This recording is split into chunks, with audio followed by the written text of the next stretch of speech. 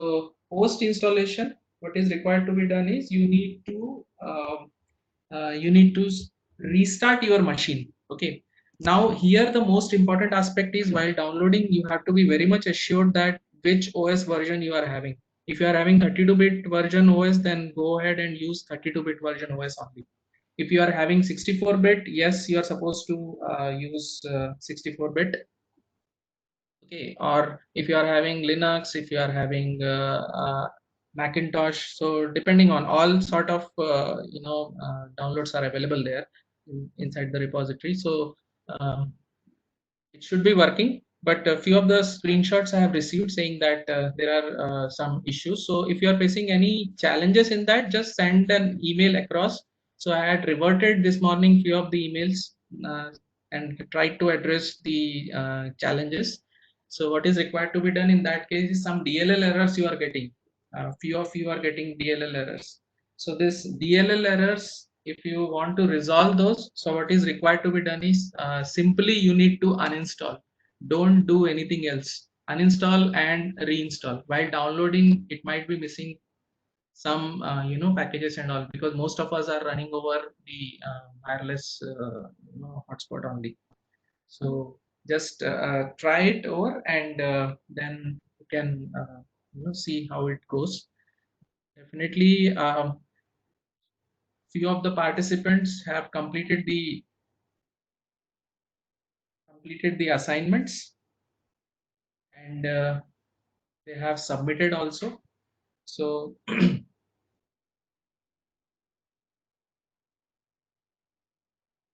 so I expect that few more submissions will be coming today. All right, so just give it a try. It will definitely work, because I have tested it over all across platforms which are available through the Cisco Packet Tracer. So it works. So just give it a try and then follow the instructions which are given. I have uploaded two of the instructions. One instruction set you might have received through email, and second set of instruction was through Cisco Packet Tracer, the PDF, so that uh, we can refer both. So what I suggest is first go with the email list of suggestions which have been given, and post that you just go with the uh, instructions to solve the assignment. All right. So shall we go ahead and start, madam? It's already Yes, sir. Yes, sir. Yeah. yeah. Yes. So, well, welcome to day two, rather day three, because yesterday, due to the connectivity and all, I could not deliver the session because everything was down here due to the cyclone aftermath. So, but today, yes, and thanks to Sonali Patil madam who took yesterday's session. So I'm very much thankful to her, because last minute changes happened due to the non-connectivity. So anyways, we have to these things definitely we are going to face during these kind of lengthy sessions. All right, so it's good. So let us start with the day two session.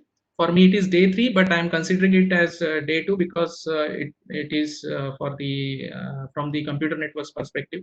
So now let us start. So today's topics what we are going to cover in continuation of day one, that is your I try to address so many things on day one, like the most basic aspects, where exactly the network starts, what all its components, how you are going to freeze your topologies. Okay, how you should pick the topology, which topology is more effective, all those things I try to address. And along with that, I try to cover the installation aspect of Cisco Packet Tracer. So today we will go one more step ahead, and let's talk about a few of the available models which frequently you use, rather every day in day out you are using those models. So if I'm saying computer network models, so when the computer network models comes into the picture, so basically it entire thing divides up into two of the models. That is your OSI, that is the most basic model where the things have been started by ISO, that is International Organization of Standards. Okay, they have referred these the OSI models, that is Open System Interconnection, these models. And now the most important aspect when you look towards the things, that is your computer network model. So why this computer network model came into the picture? All right. So the most basic aspect when you look, so when you are talking about a communication system, which we had seen during our last presentation, that is simplex, half duplex, and full duplex. Okay, so when you talk about these kind of communication models, what you should understand is these are pretty much a combination or a subsystem of two of the things. That is, your number one is your hardware, over which all your data, all your communication is happening, and number two is software, which actually manages it. All right. So when the early attempts were started for implementing the software for such systems, which were basically a single model on a complex and unstructured program. So what they came across is, because everyone's perspective is different geographically. If you talk about India, in our subcontinent, the way of handling things are a little bit different. If you talk about European standards are different. If you talk about US standards are different. Okay, so keeping all these things into consideration, you have to come across a single platform where interchange of information, I am specifically saying interchanging, that is changing of hands of the data from one subcontinent to another subcontinent, or from one place to another place, or from one network to another network, should be consistent. Otherwise you will not be able to see the correct information or receive the correct information. So keeping all these things into picture, what they have suggested is that to address the unstructured program, so where so many components are trying to interact with each other, so the resultant software what they were looking was very difficult to test and modify, because they cannot do it. Okay, so in order to overcome such problem, as I suggested, the ISO has developed a layered approach. Okay, so they talked about layered. So layers, we will see how what are the layers and how the layered architecture came into picture. So in a layered approach, what happens is entire networking concept. So why this layering thing came into picture? Because to address the issues at each and every layer, each and every aspect of a network. Okay, computer network, when you are saying it is a concept, okay, it is a concept along with so many realistic things. All right, so when you're talking about realistic things, means many of the things cannot be tested in the lab, because whatever you try to test in the lab, it is in with the most idealistic conditions. All right, so when you go for a practical implementation, at that point of time the challenges are totally different. Okay, so unless and until you come up with a standard approach, it would be very difficult to design a network or manage a network rather. Okay, so keeping all these things into consideration, your ISO has developed a layered approach. So in a layered approach, networking concept is divided up normally into several layers, and each layer is designated to complete only one single task and hand it over to the under layer. Okay, so therefore what you can say that your complete network task depends upon your layers. Now when you are saying the layered architecture, so the main aim, what was the main aim behind it? To divide up the entire network into the small pieces. So when you are saying small pieces, when you are saying small pieces, so as I said, every layer is designated to complete one single task only. Okay, so each lower layer, when you are saying, so it is, since it is a layered model. So when you are saying layered model, so here you can say it is a combination of so many layers: layer one, layer two, layer three, layer four, layer five, likewise. Okay, so each layer is designated to complete only one single task. And how these layers are getting interconnected through a subsystem that we call as communication subsystem. Okay, all right. I hope I am clear so far. All right. So each lower layer adds its services. So if I'm talking about layer one, if I'm talking about layer one, it is going to offer some services to layer two. Layer two is going to offer some services to 3, 4, 5, 6, and 7, and vice versa. All right. So now if I'm talking about the higher layers, so higher layers to provide a full set of services to manage the communication and run your application. Okay, so whatever you are seeing over your screen after when you hit any of the website, so it is nothing but a result of so many layers who are working for you. Okay, in possibly for tomorrow's session, I'm going to show a video where you will be able to understand that how your packets actually travels over the internet. Okay, so those things definitely we are going to cover, and I would be more than happy to share it with you. Okay, so but prior to that, we need to understand certain concepts. So that's the reason. All right, so it provides the modularity. So when you are saying modular means modular furniture, like you get every piece works in a different way. You simply pick that piece up and put it at its designated place so that it will take care of its functionality. Okay, so when you are talking about layered architecture, so basically it is nothing but it will provide you the modularity and clear interfaces. Okay, clear interfaces in sense, when you are saying clear interface means here every layer is going to interact with each other. So whatever medium is there in between, okay, it is nothing but is your OS. Okay, and unless and until it reaches here, so the control at the software is your OS who does everything for you, most of the things rather. Okay, so the number of layers, the functions, the contents at each layers, that will vary from network to network. Okay, so how it is, we will see that also. Okay, so however, the purpose of each layer is to provide the services from lower to higher. So it goes from layer 1 to the upper side. Okay, higher layer, and hiding the details from layers of how these services are implemented.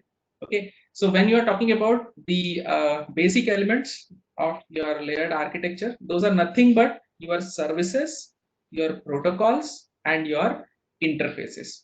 Now I would like to highlight, when you are saying a service is nothing but the actions which you are seeing, which you are rendering from a system, which is coming from the higher layer, where you are interacting or where you are seeing in your text into a readable and understandable form. Okay, and number two is the protocols. So when you are saying protocols is nothing but is your set of rules, okay, which OSI, ISO, everyone has defined certain rules that how your data should travel across the network. Okay, and number three is your interface. Okay, so when we are saying interface, when you are saying interface, so it is nothing but a way through which your message is transferred from one layer to another layer.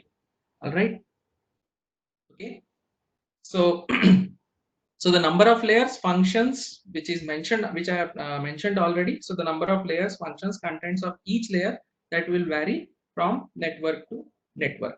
Okay, and when you are saying layered approach, that is the layer architecture.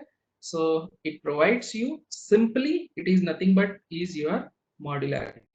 You want to have your system modular to have an effective control over the system. Okay, so that provides interaction between the subsystems, which we have already talked about.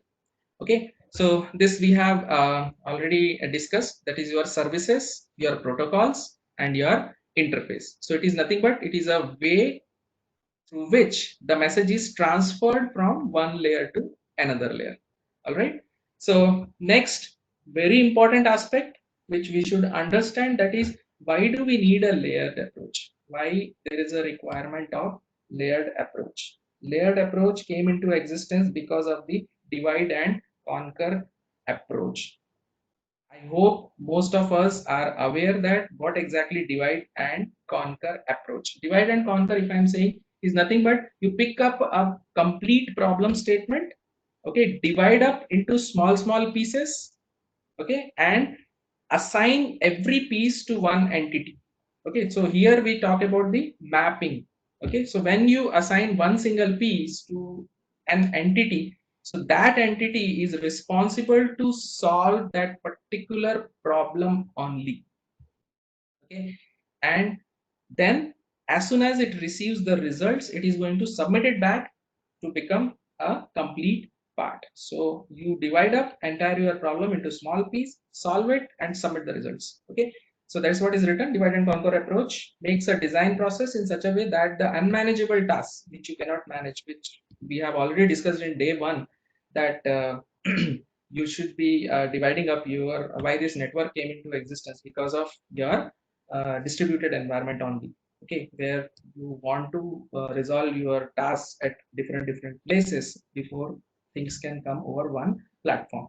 Number two is modularity. So when you are saying modularity, that is your layer architecture is more modular, as I have already said, and modularity provides the independence of layers, which is easier to understand and implement. Okay, so as I said, which is the these days very popular thing is everything is modular. You, even though when you go to a furniture shop, you will get the modular thing only. All right, so your network is also a modular approach only, and your layered architecture is also a modular only. Okay, so and if your system is modular, so you will be able to modify very easily. So it ensures the independence of your layer so that implementation in one layer can be changed without affecting the functionalities which are going on at any instance of time at other layers. This is very essential. Okay, that is here easy to modify. Okay, and next one, easy to test.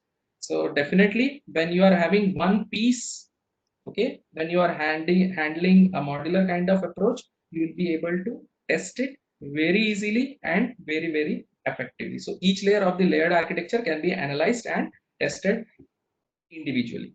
Okay, so now I would like to say here that why we are spending more time on your layered thing. Okay, the most, as far as I understand, when we talk about any of the concept, we should understand that where this concept came from, what is the need of the concept, why this thing came into picture, rather than talking about like, okay, we are having 7 layers in OSI model and we are having 4 layers in TCP/IP. Okay, and you started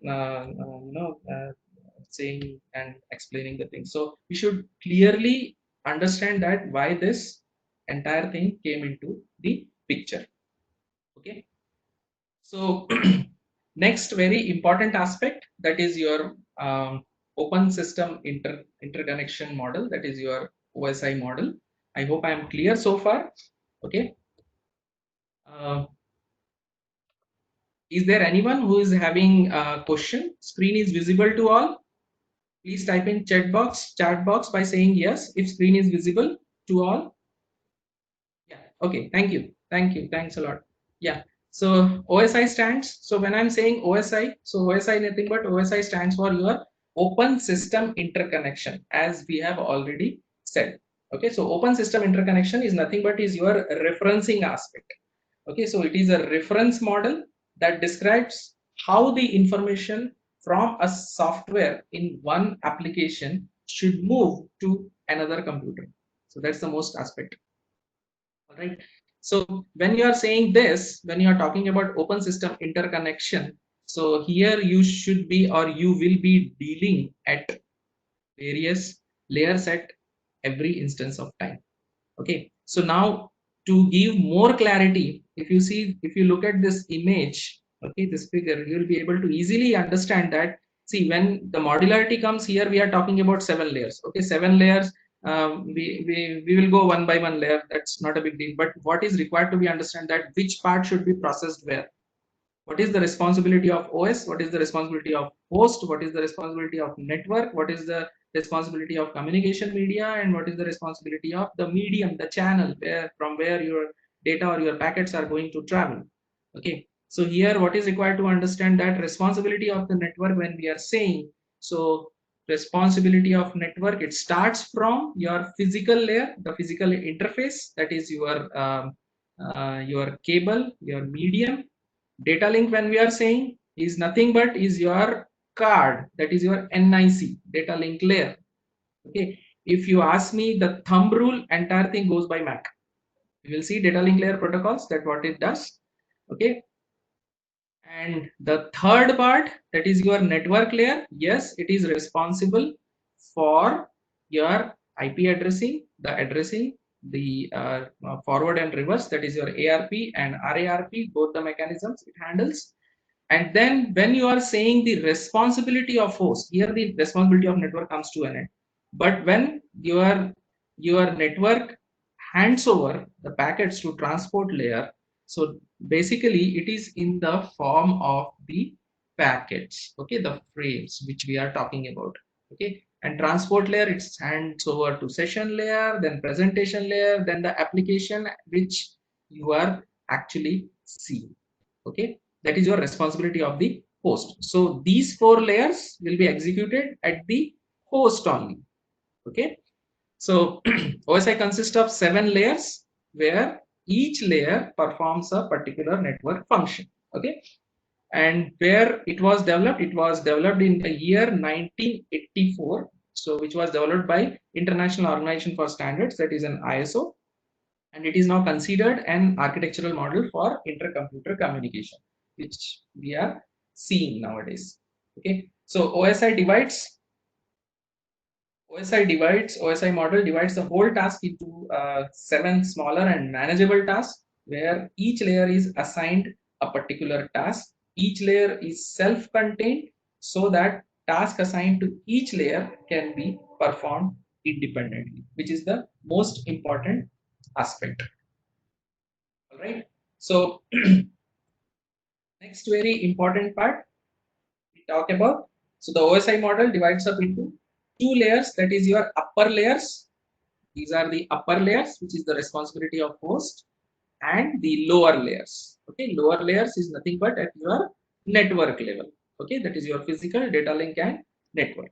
All right, so when you are saying upper layer, so upper layer of OSI model, it mainly deals with the application related issues. Okay, the issues which are related or which comes across your application layer. Okay, and they are implemented only in the software, so you don't have any control over the aspects. Okay, so your software is going to take care of it for you. Okay, that is your application software. Okay, and the application layer is the closest to the end user because it is hosted over your OS ka layer. Okay, so OS last layer, that is your system layer over which you are installing your application. Okay, and both the end users and the application layer may interact, it can interact both with each other with the help of your software application. Okay, so it refers to the layer that is just above the another layer. Okay, and when you talk about lower layer of OSI model, it deals with your data transport issues, data transport level issues, that is the data link layer, and the physical layer that is implemented in the hardware and software. And of course, when you are saying a physical layer, that is your lowest layer. Physical layer, when you talk about, that is the lowest layer of OSI model and is closest to the physical medium. So when you are saying medium, starts from Ethernet to your cable, that is your medium of communication, that is your media of communication rather. Okay, so the physical layer is mainly responsible for placing the information over the physical medium. Here you should understand very essentially that your physical layer will be responsible to place the entire data over the physical medium in the form of packets. Okay, so each layer, that is the reason it has been written the last point, that is each layer is self-contained, so that tasks assigned to each layer can be performed independently.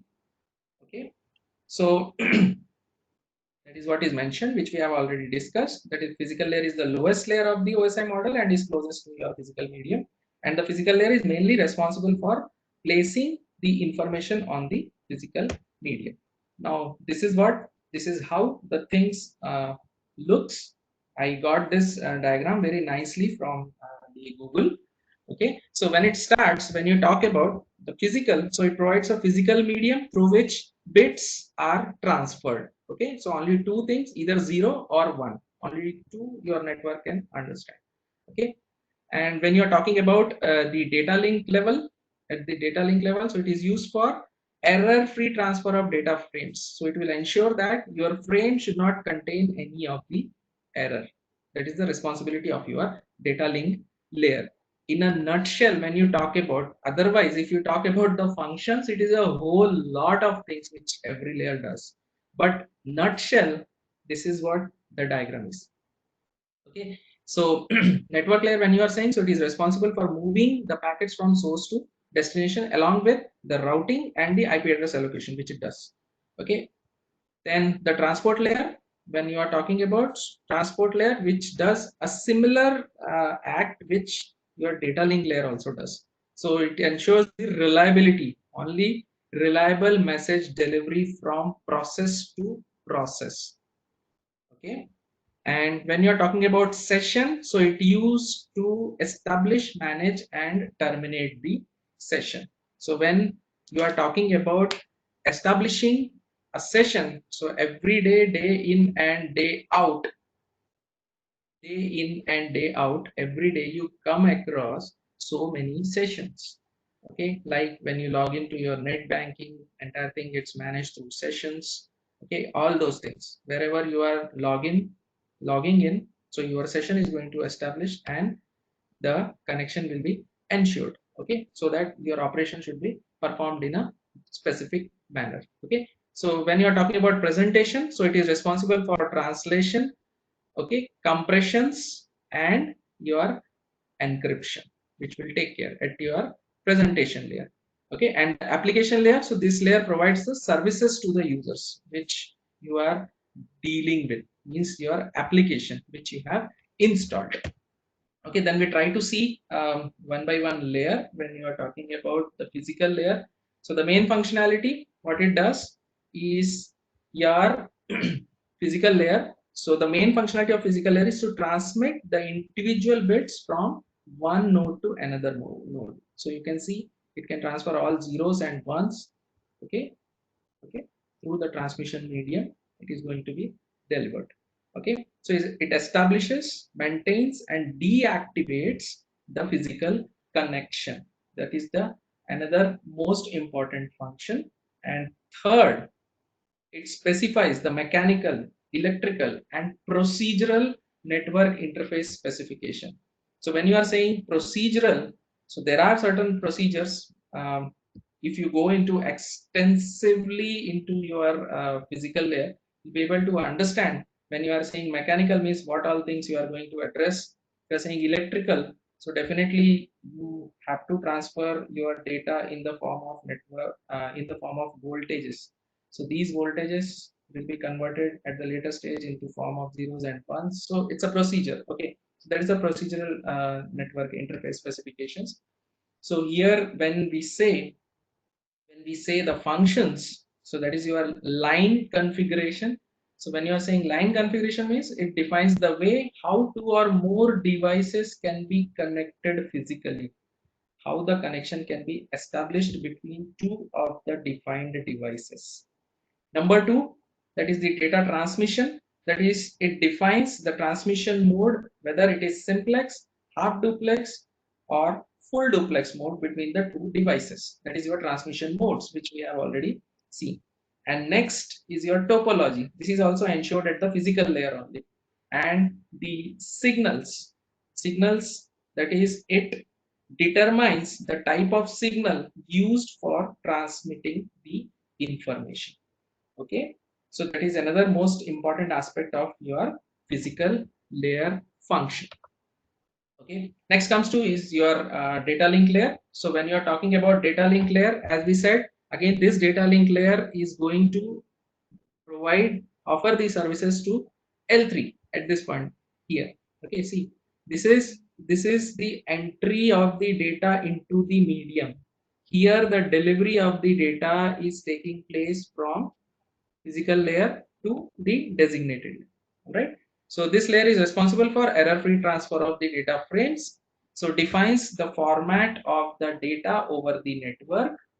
Okay. It provides a reliable and efficient communication between two or more devices. Reliability comes into existence when you are having connection oriented and connection less services. So when you are talking about the sub layers inside the data link layer, so basically two sublinks are there. That is your logic link control layer, which is responsible for transferring the packets to the network layer along with the headers and the frames.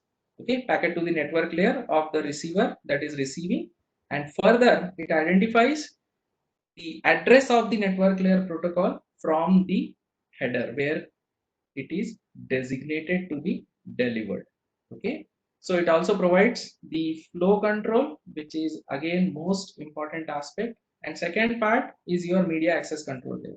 So when you are saying media access control layer, so it is a link between your logical control layer and the network's physical layer. Okay, so it is used for transferring the packets over the network. So when you are talking about the functions, so three things will come into the picture, that is your header, packet and your trailer. So entire thing divides up into three different pieces, and when you are talking about the functionality, that is your framing, that is number one function, that is the most important aspect. Okay, so the data link layer translates the physical raw bit stream into the packets known as your frames. Now the size of frame is also defined one.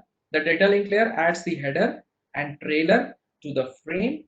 The header which is added to the frame contains the header destination and source address.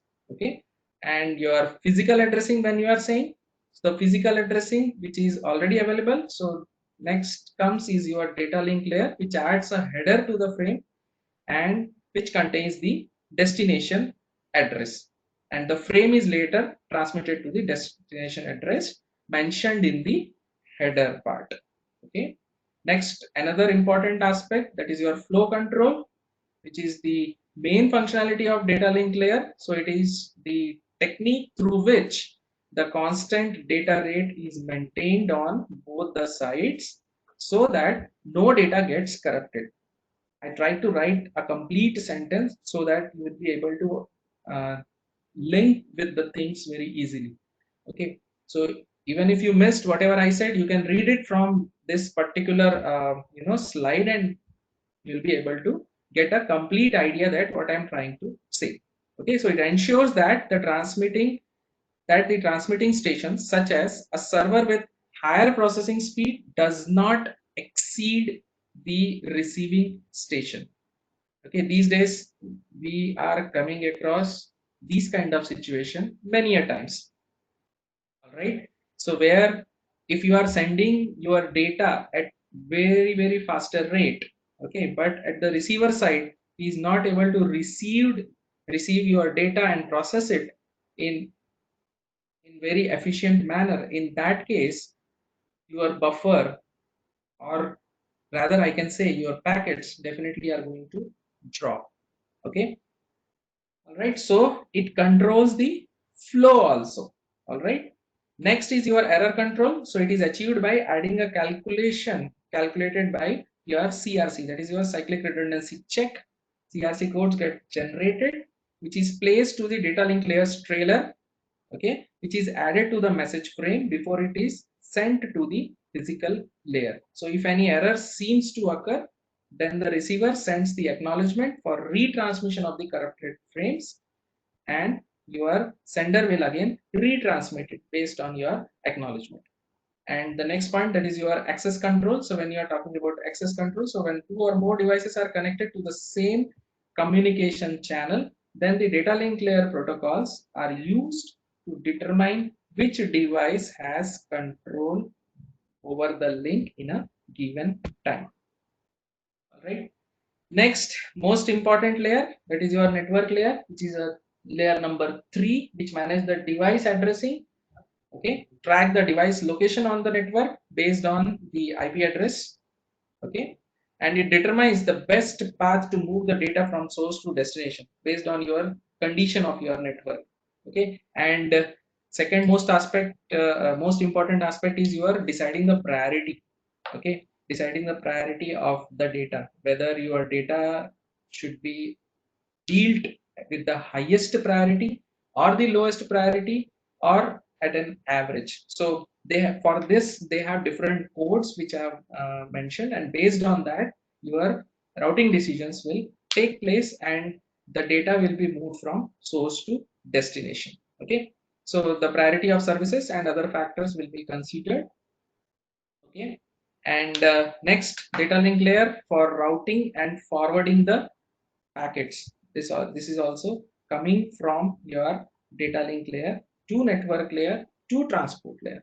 Okay, and where these routers comes into the picture. Okay, in the network layer. So at layer 3 devices. So whenever you say router is nothing but your layer 3 devices. Okay, they are specified in this layer and used to provide the routing services within an internetwork. Okay, and the protocol used to route the network traffic are known as your network layer protocols, and examples of protocols are IPv4 and IPv6. So rather, when you say IP, that is your internet protocol. Okay, so IPv4 which we are using, okay, all different classes, class A, B, C, D and E. You go up to class 3, class D and class E for future and research purpose. Okay, so the important aspect, that is your functions of network layer, which starts from internetworking and that goes up to your packetizing. Okay, so internetworking, when you are saying, it is the main responsibility of network layer, where which provides a logical connection between the devices. Okay, addressing, when you are saying, so network layer adds the source and destination address to the header of the frame, and addressing is used to identify the device over the network. So every device will be assigned with a IP address, and with this addressing, the device will be identified over the network. Next is routing. When you are saying routing, that every time your device is going to calculate the optimal path for reaching from source to destination. Okay, so every time you have to calculate the optimal route, optimal path. Okay, so out of the multiple paths from source to destination. Or when you are saying packetizing, that is a network layer receives the packets from upper layer and converts them into packets. Okay, and which is the process known as your packetizing. Okay, and which is achieved by your internet protocol. We'll go into much more detail on this. Okay, next is your transport layer. Okay, so when you are talking about transport layer, so normally it is a layer 4. Okay, layer 4 that ensures the messages are transmitted the messages are transmitted in order in which they are sent, and there is no duplication of data. Okay, if there is no duplication of data, your transport layer will ensure that your messages should be delivered in a specified time. Okay, so the main responsibility of transport layer is to transfer the data completely. It receives the data from upper layer and converts them into the small units or the segments. Okay, and this and the size of segment, when you are talking about one terminology which is very important, that is your MTU, that is maximum transfer unit, which is a 1500 bytes size. That is your that is the size of your MTU. Okay, there is a maximum size using which your data can be transferred at any instance of time. Okay, so it receives the data from upper layers and convert them into smaller units known as your segments, and this layer can be termed as end-to-end layer, as it provides a point-to-point connection between source and destination to deliver the data reliably. Okay, So function of transport layer. Now here two things we should understand when you are talking about network layer. So the technical term normally when you are saying IP address, when you are saying IP address, IP addressing is something which is NSAP, that is your network service access point. There is a technical terminology when you are saying IP address. So the another name of this, that is your network service address point. Okay, so the address which is at the network level or network layer, okay, that is the entry point. Okay, and at the transport layer it is going to be TSAP, that is transport service access point. The another thing which very commonly or very easily we say, that is your port address. Okay, so renaming of port address is your transport service access point. Okay, which is your service point addressing mechanism. All right, that is one process to another process communication. It will take care of that. Okay, and the transport layer attaches header which contains the address known as service point address or the port address. Okay, service point address or the port address. Okay, the responsibility of network layer is to transmit the data from one computer to another computer, and the responsibility of transport layer is to transmit the message to the correct process, that is your process to process transfer. Okay, next very important aspect, that is your segmentation and reassembly. All right, so when you are saying segmentation and reassembly, so when the transport layer receives a message from upper layer, normally what happens, it gets divide the messages into multiple segments, and each segment is assigned with a sequence number that uniquely identifies each of the segment. When the message has arrived at the destination, then the transport layer reassembles the message based on their sequence numbers. Okay. And next important aspect, that is your connection control. So basically provides the transport layer provides two services, that is connection oriented and connection less service. Okay, so when you are saying a connection less, that is a wireless service, simple. Okay, or the UDP thing. Okay, so a connectionless service treats each segment as an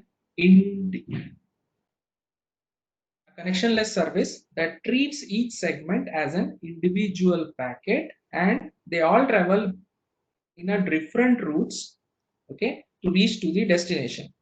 Okay, so when you send any of the packet across the network, and if you are using a connection less service, that is your packet switching network, so in a packet switching network, your every time an optimal path will be selected with the lowest weight or lowest delay, and that path will be followed to send the packet from source to destination.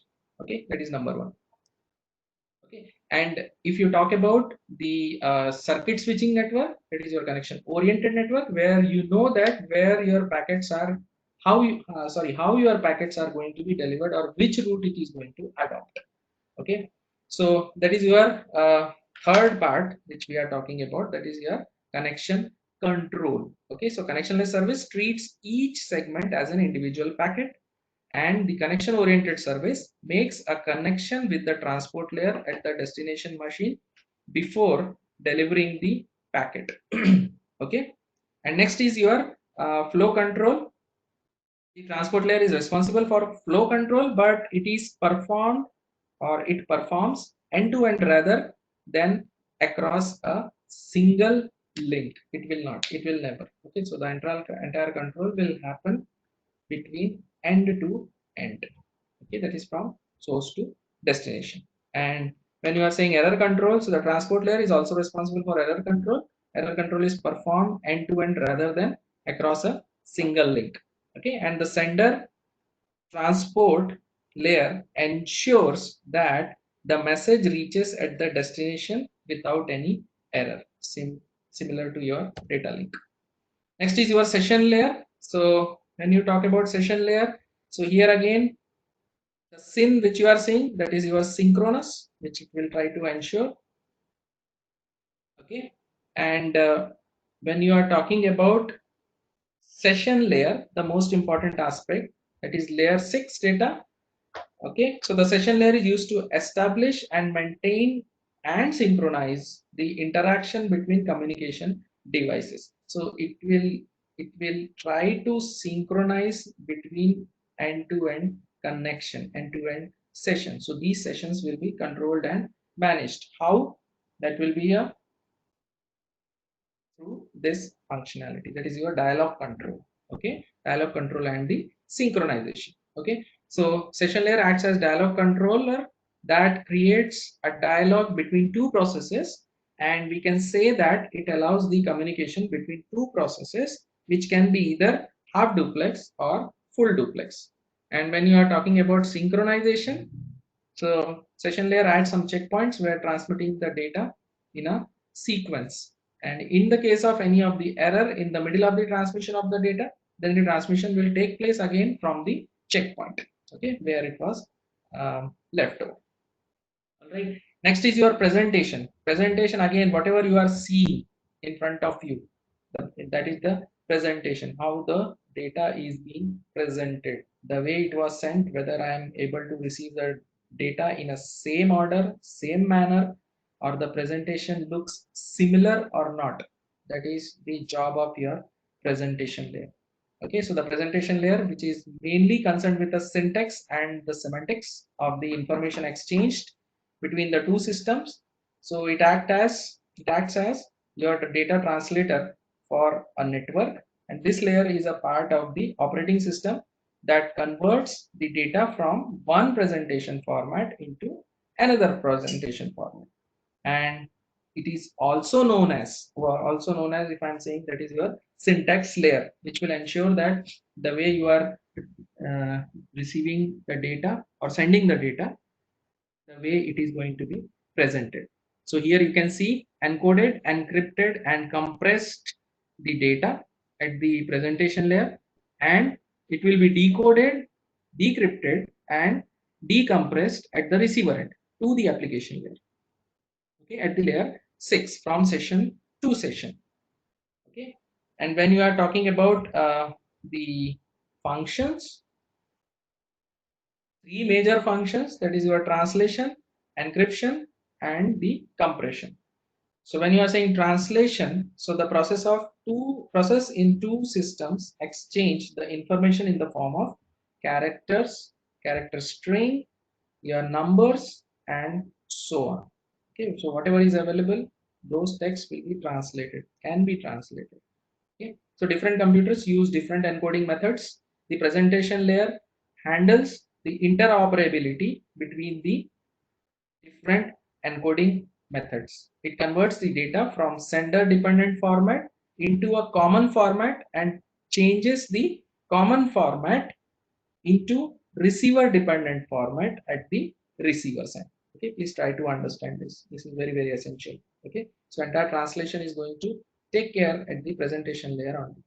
And when you're talking about encryption, so it is needed to maintain the privacy. Okay, so encryption is the process of converting the sender transmitted information into another form, which we are already aware of. So simply I'll read it out and send the resulting message over the network. And when you are saying compression, so your data should be compressed in a form. So data compression is a process of compressing the data. That is, it reduces the number of bits to be transmitted, like you do a zip or var or something. Okay, so data compression is very important in the case of multimedia such as text, audio, and video, which is very, very essential. And the last most important, what user is seeing or what user wants to see. Okay, so all these are formats. Okay, so an application layer serves as a window for users and the application processes to access the network service, okay, which handles the issues such as network transparency, resource allocation, and all those things. Okay, so an application layer is not an application, but it performs the application layer function. Okay, so the most important part which we are seeing, that is your FTAM, that is file transfer, access, and management. That is this. Okay, So an application layer allows the user to access the files in a remote computer, to retrieve the files from a computer, and to manage the files in a remote computer. So entire thing manages through your application layer. Further, if you talk about the mail service, when you are saying mail service, so an application layer provides the facility of email forwarding and storage. Okay, and directory services, when you are saying, so an application provides the distributed database sources and which is used to provide that global information about various objects. Okay, now before entering into TCP/IP, we will try to have a poll. Madam, can we have a poll, please? So I'll bring, yeah. So I'll bring the poll up. Yeah. So this is going to be the first poll. All right. So the polls are open. Polls are up. So 3 minutes are there where you are required to mention your name of the institute, and the city from where you are attending. Please answer the poll.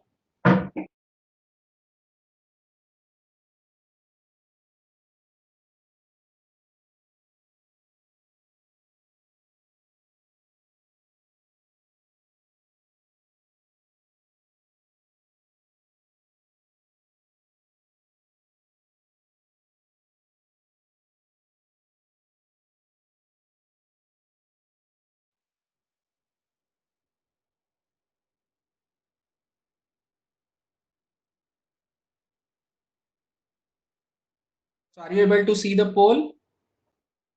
Please answer in the chat box by saying yes or no. So I can see that people are attempting.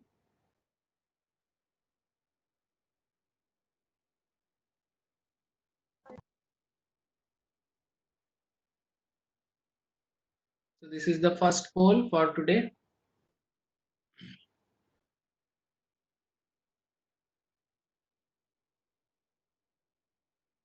So 57 people have not started yet. 70 people have finished.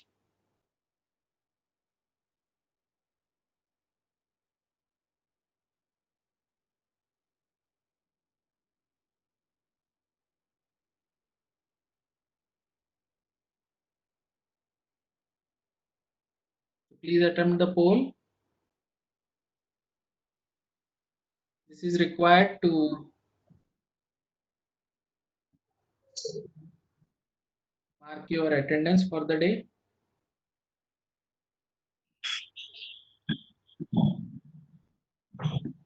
Sir, till that time, can we take the questions from chat box? Questions, madam. What I will Then, do is we'll collect and we'll take all at once, because okay, okay, there are fine, still sir. so many things are remain which needs to be Yeah. covered. Okay, So okay, fine, yeah, fine, sir. yeah, Yeah, okay. yeah.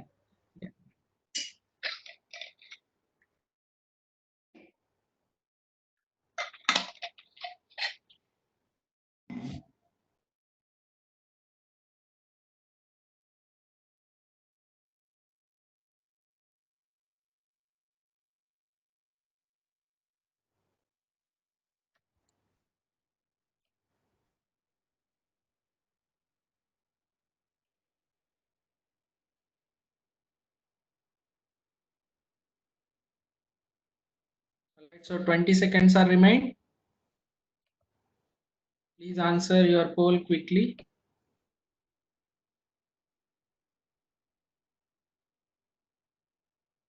108 people have responded so far. Okay, well, thank you. 1 second.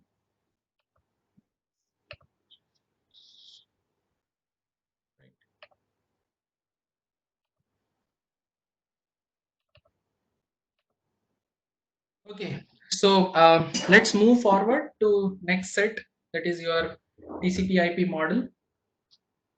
So yeah, we are going to take the question answer session for sure, but looking towards the broad area of your computer network. So many things are there, so many things exist. So I'll be sharing the email address also, that is cns.bootcamp@pccopune.org. There also you can post your questions, sir. So definitely you are going to get answer. There can be some delay, but definitely I'm going to take it up. All right.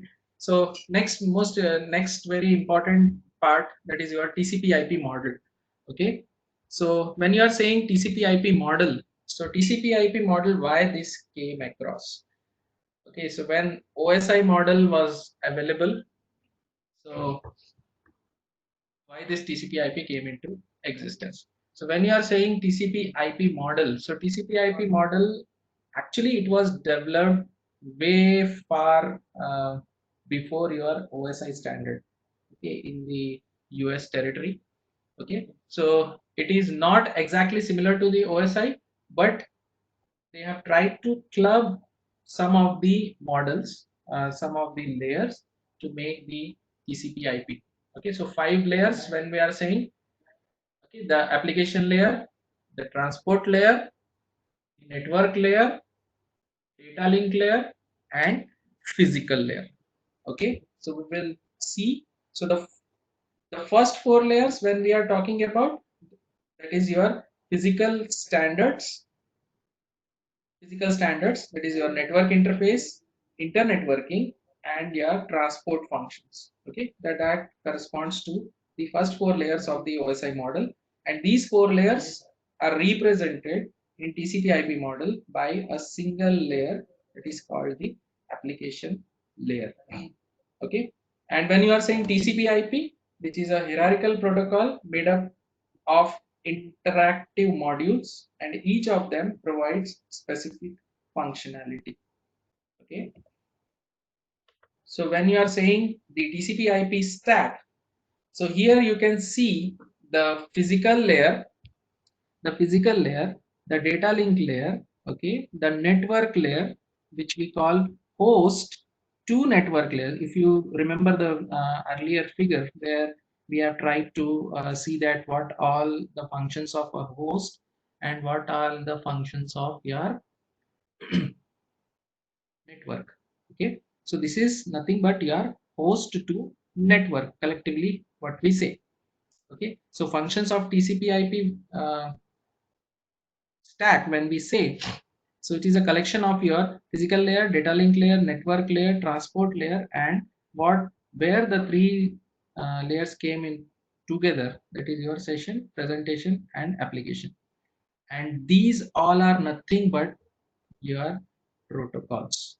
Okay, set of rules.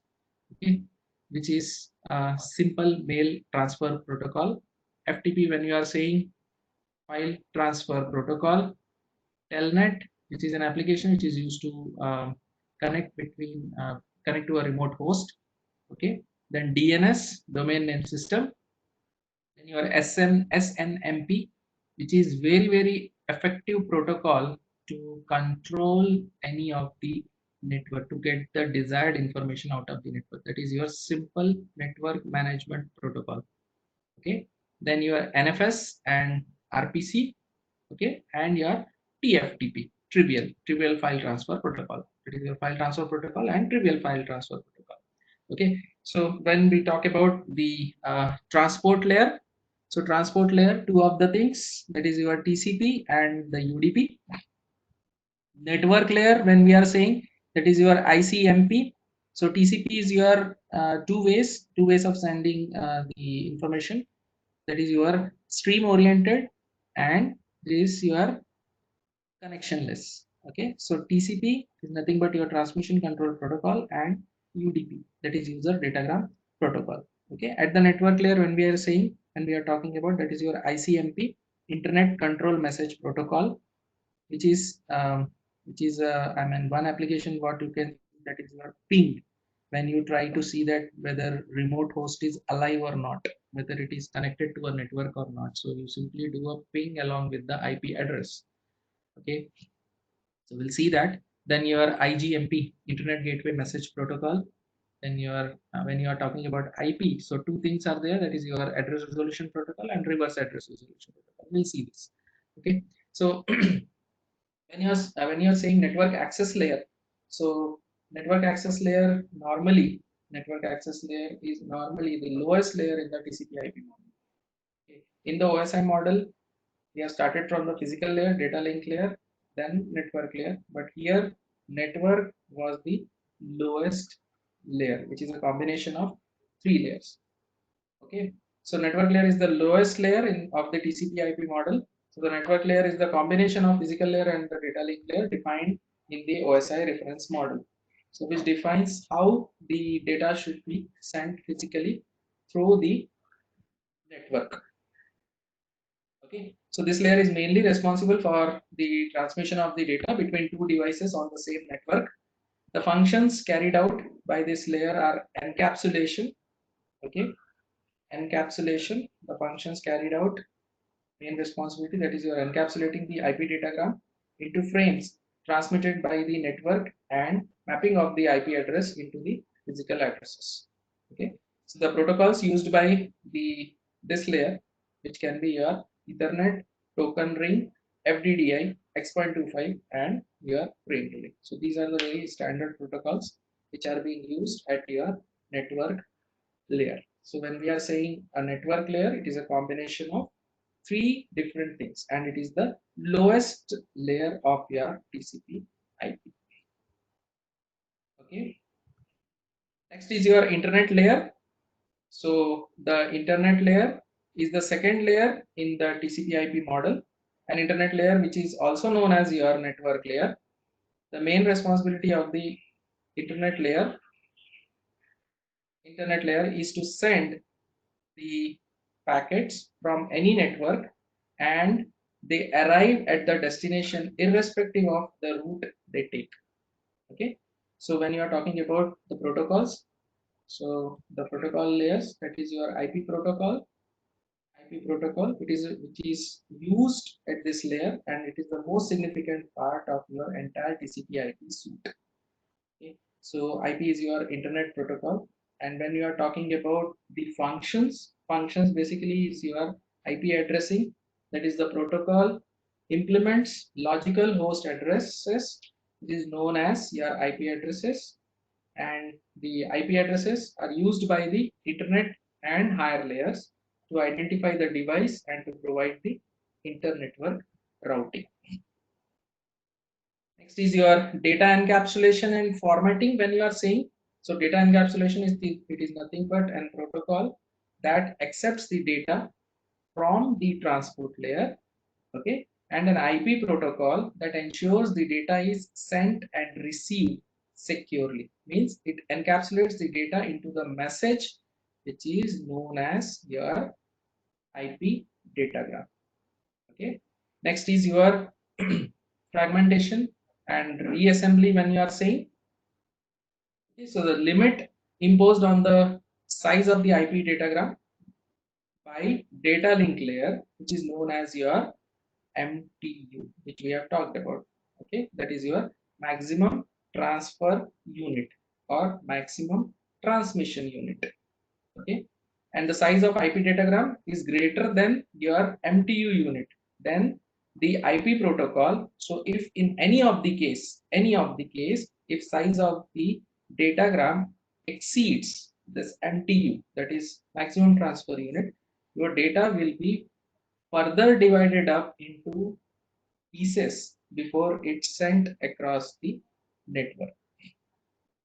Okay, so fragmentation can be done by the sender or the intermediate router. Now, depending on the size of the router, depending on the capabilities and the capacity of the router, okay, so the source and the or the sender is going to fragment it into different pieces. Okay, at the receiver side, all the fragments can be reassembled to form an original message. Okay, all right, and next last part, that is your routing. So when IP datagram is sent over the same local network such as LAN, MAN, and WAN, it is known as direct delivery. When the source and destination are on the distant network, then the IP datagram is sent indirectly. Okay, so this can be accomplished by routing of the IP datagram through various devices such as routers. Okay, next is your protocols, which is used at uh,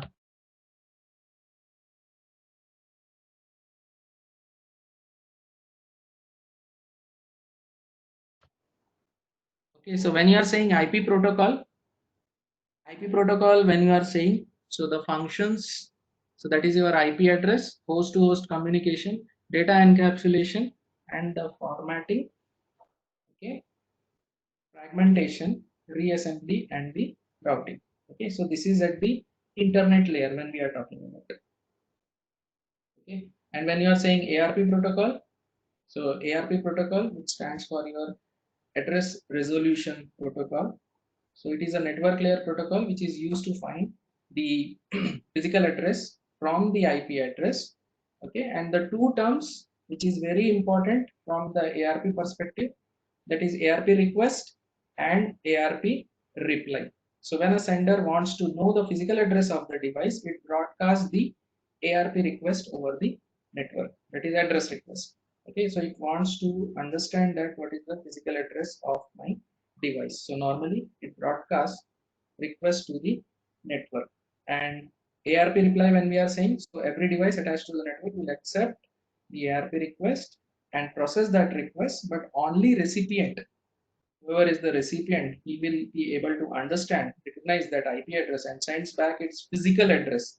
It is going to present its physical address before it receives the packet in the form of the ARP response, which we call, that is your ARP reply.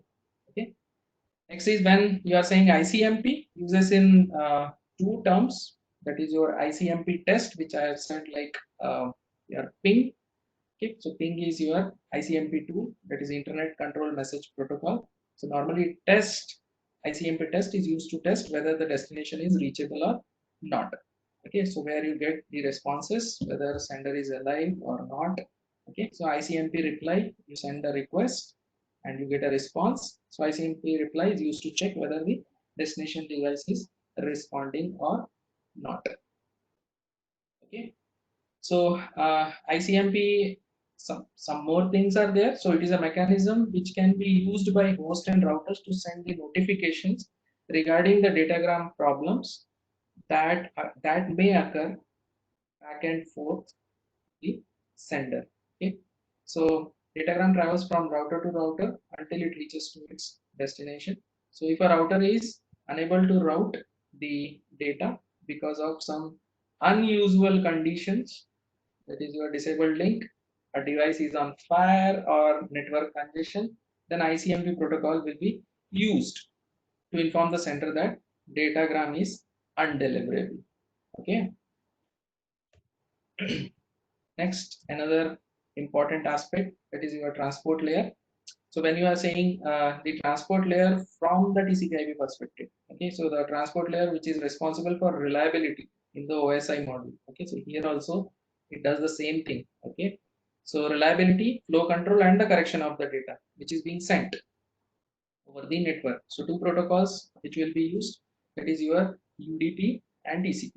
Okay, so when you are saying UDP, so it provides connectionless services, but at the same point of time, end-to-end delivery of transmission will be ensured. Okay, which is an unreliable protocol as it discovers the errors, but not specify the error. Okay, it will not specify the error. Error has occurred. You will be able to know that there is an error which has occurred. The discovery of error will happen, but specification will not be given. So for that, you have to use some other protocols to understand that what has happened. And next most important aspect, that is your user datagram protocol, which discovers the errors, and ICMP protocol reports the errors. Okay, so here the error discovery will happen in case of UDP, but your reporting will be done by your ICMP protocol. Okay, so it reports the error to the center that user datagram has been damaged. Okay, so when you are talking about the format of your UDP, there are only four things which should be understandable. That is your source port address, which is of 16 bits, destination port address 16 bit, total length would be total length of your frames, that is your 16 bits, and the checksum which will be attached. Okay, so 16-bit ka checksum which will be attached to it. Next most important aspect, that is your TCP. So provides a full transport layer services to applications. So it creates a virtual circuit between the sender and the receiver, and it activates for the duration of the transmission. Okay, so TCP is a reliable protocol as it detects the errors and retransmits the damaged frames. So at the sending end, the TCP divides the whole message into smaller units known as your segments, and each segment contains a sequence number which is required for reordering the frames to form an original message. Okay, so at the receiving end, TCP collects all the segments and reorders them based on the sequence numbers. Okay, so the TCP, in the majority of the case, so it collects all the segments and reorders them based on your sequence number. So unique sequence number will be assigned. Okay. All right. So now we will go to second poll. Madam, can we have poll, please? Second poll. Yes, sir. Yeah. So it's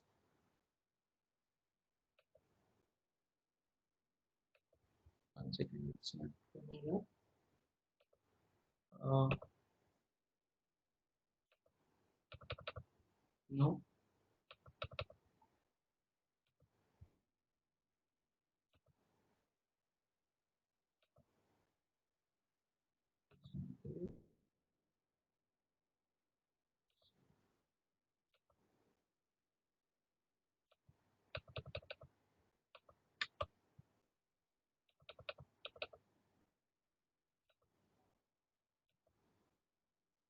Madam, can you please disable and enable the poll for me?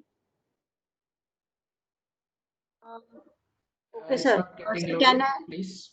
Yeah. Okay, I'll check.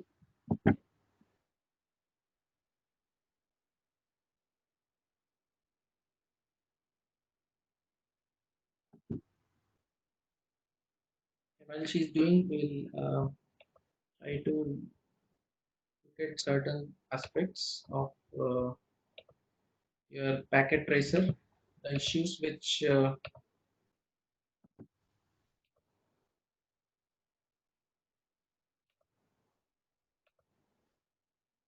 seems it got stuck. Sir, I have to just first remove the Yeah, please remove. as a Please, presenter. Yeah. So then please, please.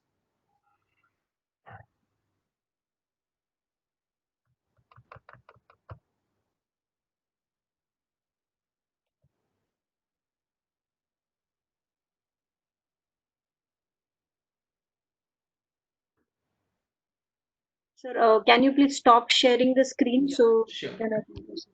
Okay, I stopped. Okay, sir.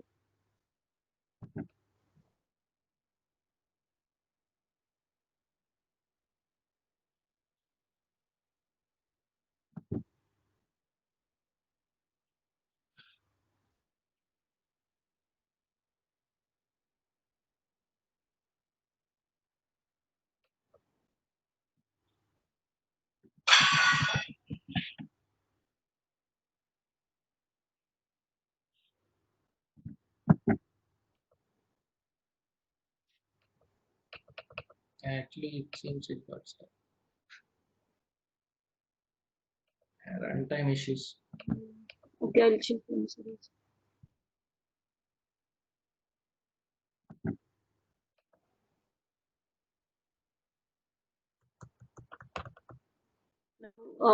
Sir, can you cross verify once? I have reassigned Yeah. you as a polling Yeah. coordinator. Yeah. 1 second. No.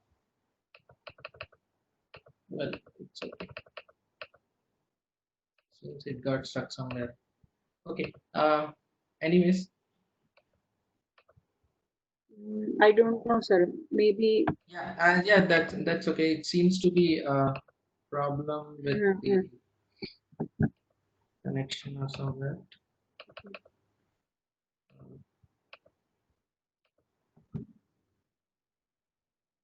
Can I Yeah. So yeah, I'll do a quick demonstration of certain things. So let me share my. assign you as a presenter? Yes. Yeah, please.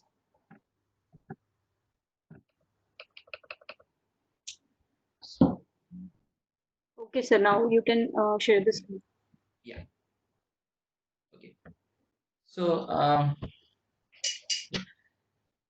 as a next part, we will try to. I think most of us have tried the Cisco Packet Tracer.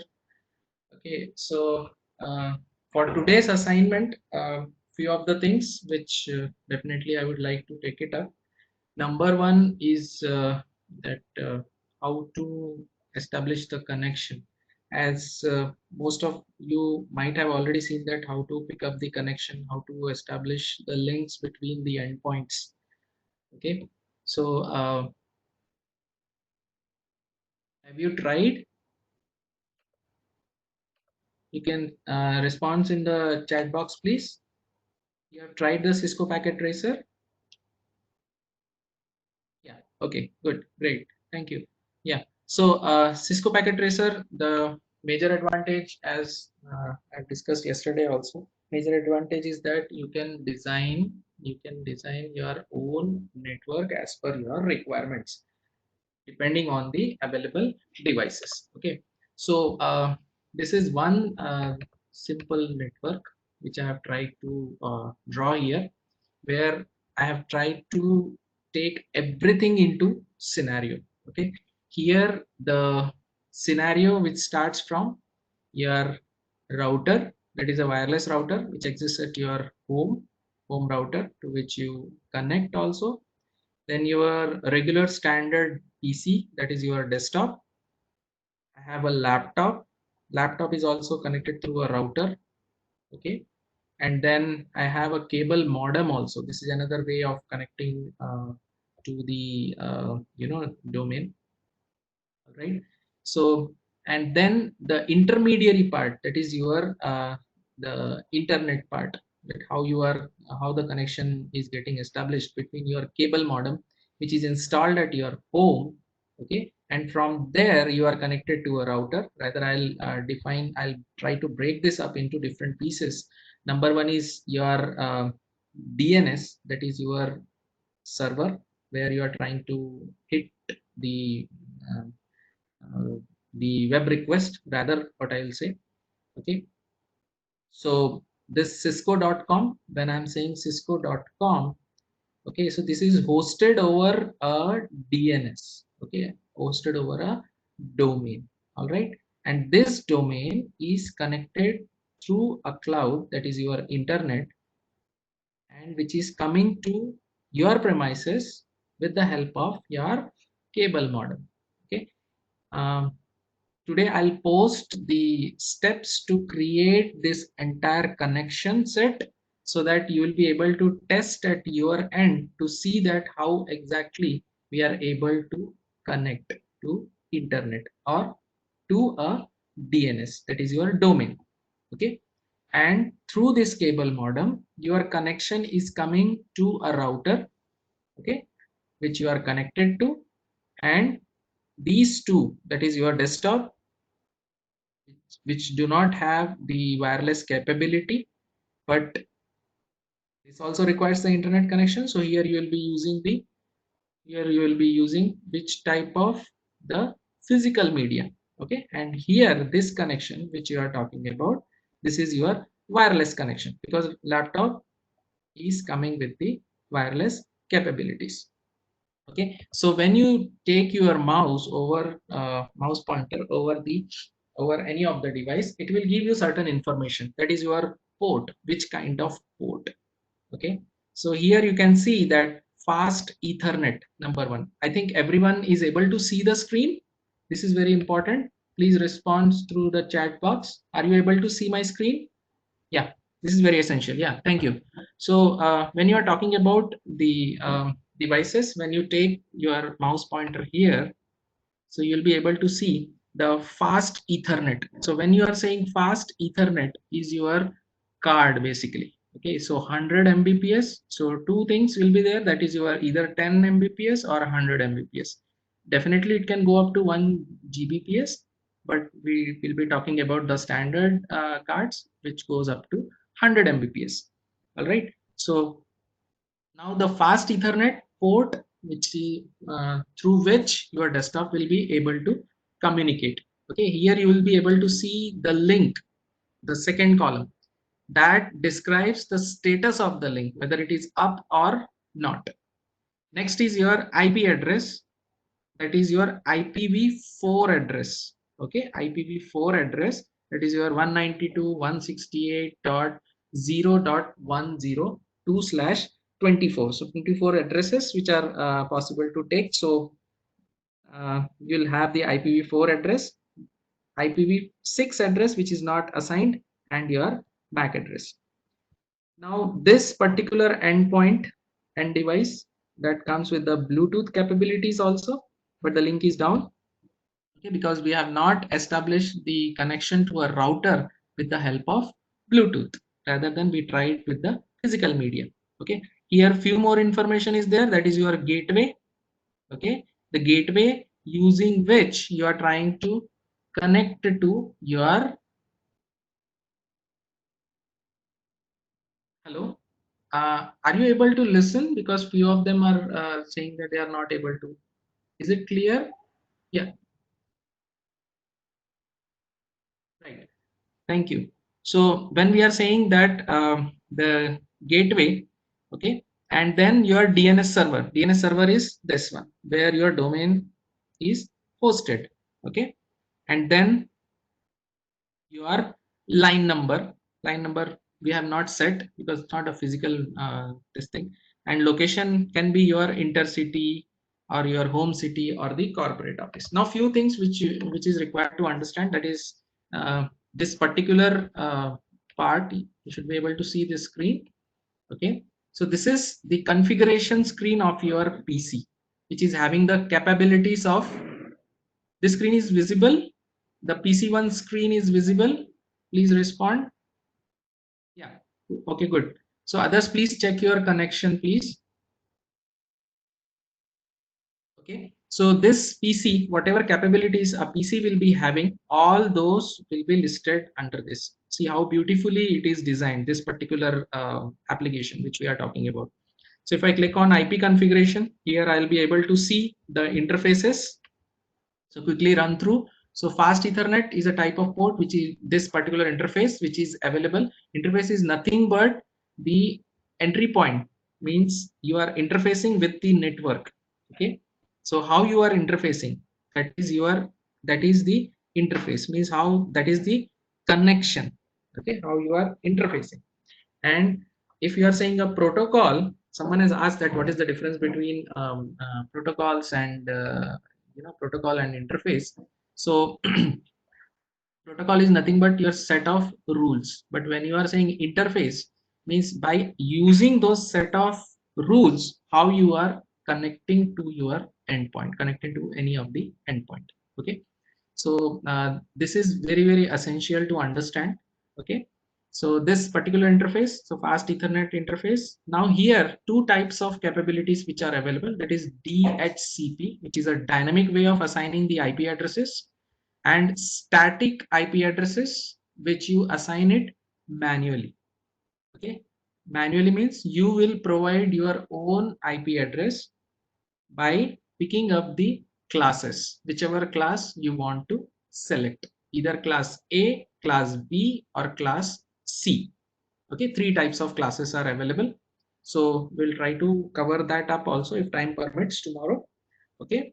So when you are saying class A, class B, class C, then your subnet mask, how it is being divided, your network. Here I have picked up, since it is a class C, so it is 255.255.255.0. Okay, so total 256 are possible here. Gateway which is picked up, that from using which I'm going to, what will be my exit point, okay, to whom I'm going to connect to. And when you are saying my DNS, means this particular PC is part of whom. Okay, all right. So we have assigned the DNS, and next most important aspect is your IPv6 configuration, which we have not done for in this case. Okay, so this is one part. Okay, next very essential part is your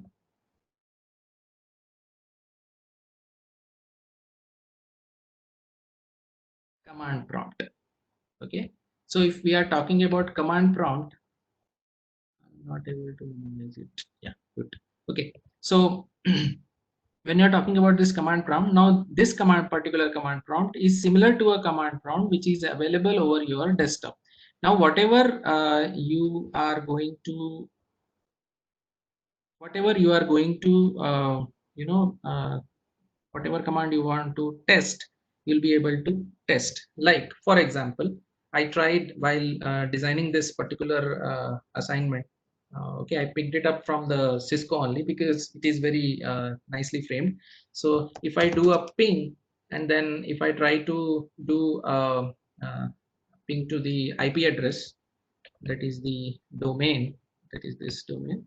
Okay, so this particular DNS I try to ping, and over this DNS, what is the name which is displayed? That is your cisco.com. This is the mapping. Okay, so if I try to do this,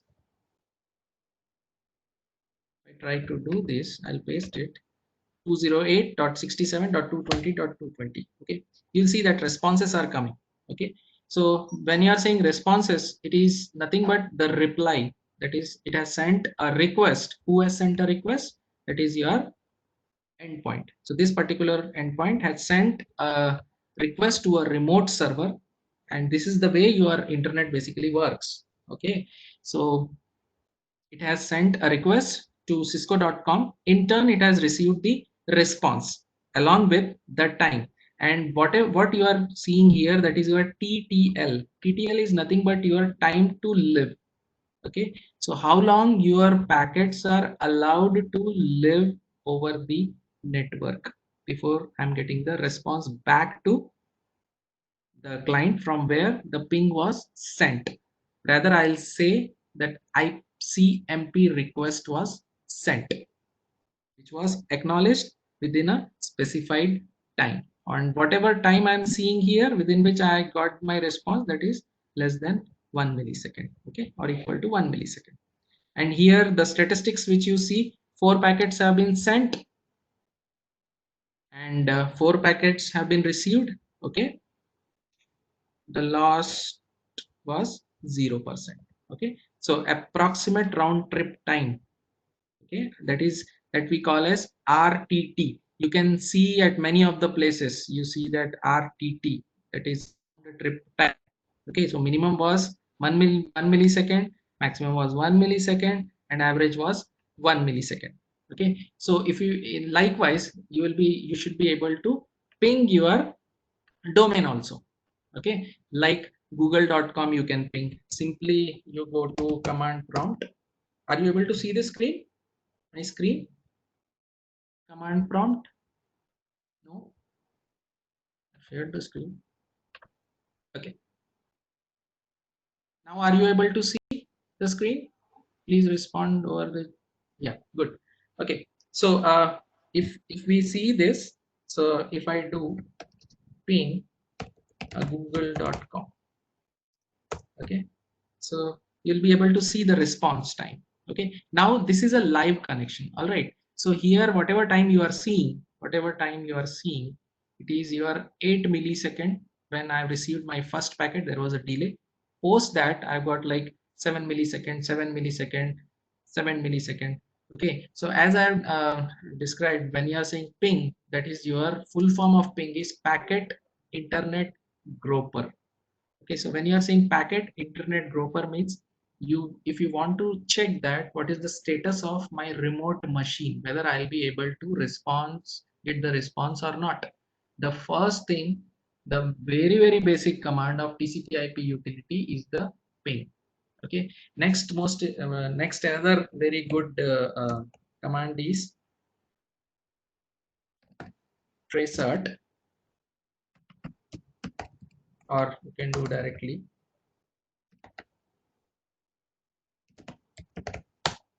Okay, so here you can see, so when you are trying to trace the route, so here you will be able to see that what are the maximum number of hops are available before it reaches to the destination.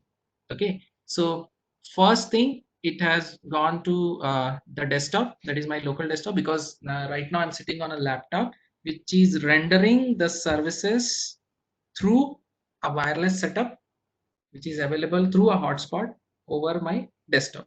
So first of all, when I have hit my desktop, that is your desktop -6f2p96l.mshome.net, that is your 192.168.137.1. Okay, and post that the request timed out, then your local gateway which we are seeing, and then your firewall, and then you start seeing your intermediary things, that is your, wherever you are seeing star, it means there it could not find any of the route. So that is the reason it tried for alternative route. Okay, so at the end, when I'm seeing I've hit the Google, means I have reached to the destination, that is your Google, over the Google network, that is your BOM07S20. Okay, so this is a cloud service. Okay, when you see something like this, this is a cloud service which is hosting the Google's redirection page. Okay, now if we want to understand that how Google functions, that is a whole set of new idea, I mean whole set of new things. So it's very fantastically designed actually. Okay, the way Google functions. Okay, so what I have received, the nearest region in my region, that is Bombay is my nearby region's head or region's response, where I got my Google pages response. Okay, over this cloud infra. Okay, so likewise, you can do multiple things. All right. So here you'll be able to see these many things. So inside this, you can write the programs also. Programming can also be done. Network programming also can be done. Now here the configurations when we are talking about.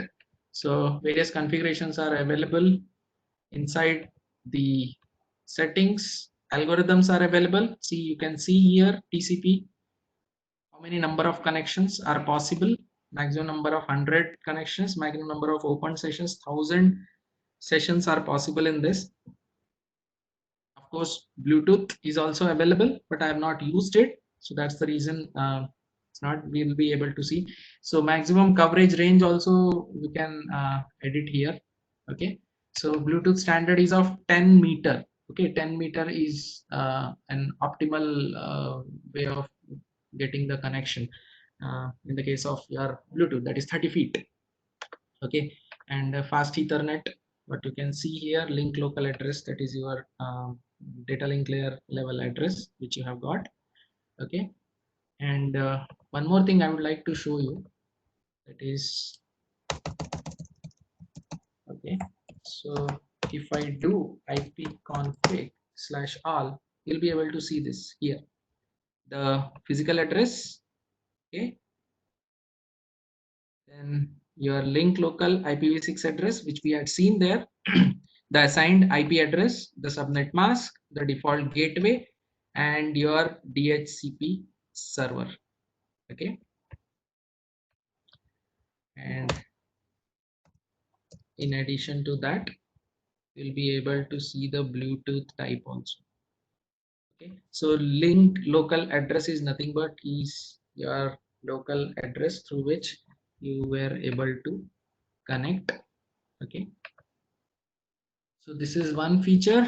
In addition to that, if I click on the laptop gives me the privilege to attach any of the modules. See here it is mentioned the what adapter I have used, that is Linksys WPC300N module, which is a 2.4 gigahertz wireless interface. So as I said in during my first session, that the capability of wireless connection which can be established in two factors, that is number one is 2.4 gigahertz, which that is the European standard, and 4.996 gigahertz, that is the American standard. So if your router is coming up with both the capabilities, okay, so you can run in 2.4 gigahertz also and 4.9 or 5 gigahertz also, so it depends. So you can establish the modules also. So if you click, these modules are available, whichever module is required you can pick up and put it there. Okay, so these all are things which are available inside your laptop. So these are available modules. Okay, so see, this module can go up to 5 gigahertz wireless interface suitable for connection to wireless 8.802.11a network. Okay, so this is available.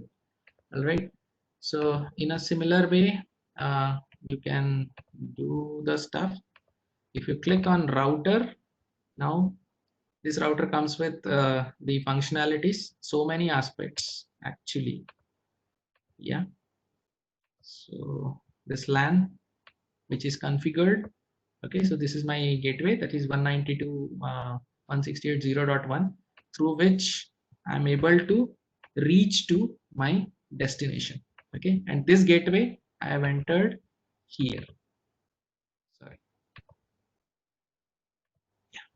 this gateway I have entered here, that is 192.168.0.1. It means you whatever requests are being sent from here, see you can see the gateway here 192.168.0.1, it is going to travel through this particular router. Now if you are having multiple routers in the multiple routers thing, so you can decide that which to opt for, but in the case of dynamic mechanism, the route will be picked up automatically. Okay, then your cable modem. So if you look towards the cable modem, the configurations, these modules are available and information about these modules are available at the bottom. Okay, configuration, nothing we have done, whatever we have picked, those are the standard configurations which I have picked. Okay, so if I'm saying a cost is nothing but is your time or the weight of that particular modem which it can process. Normally it goes into milliseconds or something. Okay, and the wattage also is available here. Okay, and then is your cloud which we have used. Okay, cloud is nothing but a collection of switches, I can say, rather collection of, it's a huge network. Okay, so you can use the DSL capabilities, then you can use the various configurations which are available. See, 5000. Okay, power source, how many rack units it consumes, 2 units it consumes over a rack, standard rack. Rack is nothing but is a placeholder where you put your equipments, place your equipments. Okay, and these are the wattage in consumption. Okay, then the server. Okay, so the name which we have tried, then the static root, because only one root is available, that's the reason we have configured the static. Okay, so DNS server's IP address is being given, and your fast Ethernet address, the static address, and the subnet mask which we have tried to configure. Okay, and inside the server various services can be configured. HTTP can be configured, HTTPS can be configured. Okay, sorry. So yeah, So you can go with the multiple pool which was allocated. Okay, so DHCP pool which was suggested in this case 208.67.220.220. Okay, and this default gateway and the DNS server, both the things are kept same because there is only one single. I wanted to show it. So if you want, you can have multiple routes for this by placing out different modems, and you can design accordingly as per your requirement. And the servers pool also can be selected, where the start IP address, if you see, it is 208.67.220.0. Okay, so this is the start address. Okay, and here also you'll be able to see desktop, browsers, whatever is available. Okay, whatever is available over your server physically, all those things are available here as well.